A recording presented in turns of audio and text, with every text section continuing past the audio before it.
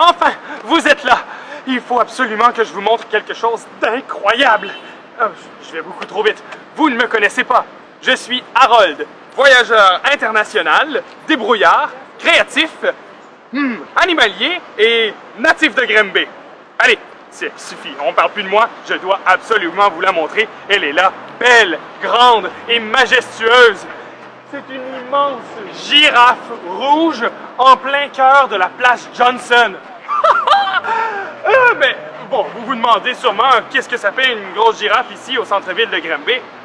Vous vous dites qu'elle est perdue, qu'il faut la rapporter chez elle. Mais non, pas du tout! Elle est très bien ici, en plein cœur de la ville. Si jamais elle a une fringale, elle pourra toujours manger de bonnes fraises ou n'importe quel autre bon produit que nous apportent les marchés publics ici.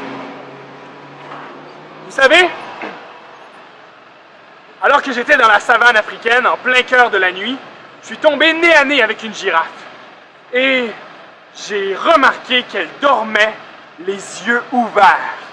Les amis du zoo m'ont expliqué que les girafes sont des mammifères qui ne dorment que très peu. Quand on y pense, c'est fou tout ce que cette girafe va voir ici en étant éveillée en tout temps au centre-ville. Des mascottes, des commerçants, des artistes, des défilés, et j'en passe. Chose certaine, cette girafe sera assurément la gardienne du centre-ville. Avec un aussi long cou et les yeux ouverts, elle va voir tout ce qui se passe autour. Tiens, je vais continuer ma chasse. Je suis certain qu'il y a d'autres animaux comme ça qui se cachent dans Granby.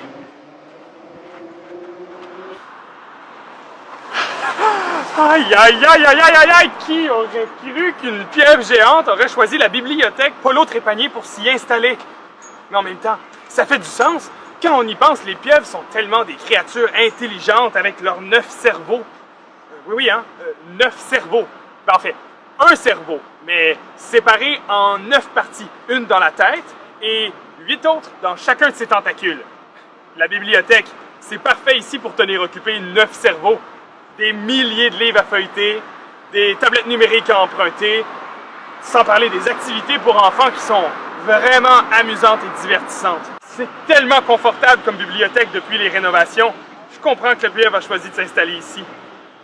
J'ai appris, lorsque je faisais de la plongée dans le Pacifique, que les pieuvres sont capables de déterminer si leur corps en entier peut entrer dans un passage simplement en y insérant un tentacule.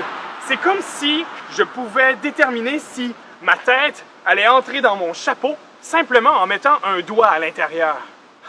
C'est vraiment impressionnant. Je reste fasciné par la complexité de cette créature. Je ne sais pas par contre si les pieuvres seront capables d'utiliser les bornes d'emprunt libre-service de la bibliothèque.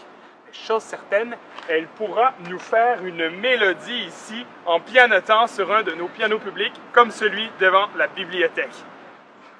Moi, je vais aller me chercher un livre à l'intérieur. Je suis certain que ça va m'aider à découvrir les autres animaux cachés dans la ville de Granby. Wow, regardez les méduses qui valsent devant la piscine Miner. Wow. Oh, mais non, qu'est-ce que je fais? Il ne faut pas leur toucher, j'allais l'oublier. Même si elles ont l'air inoffensives, les méduses sont capables de paralyser leur proie ou leur prédateur simplement en les piquant.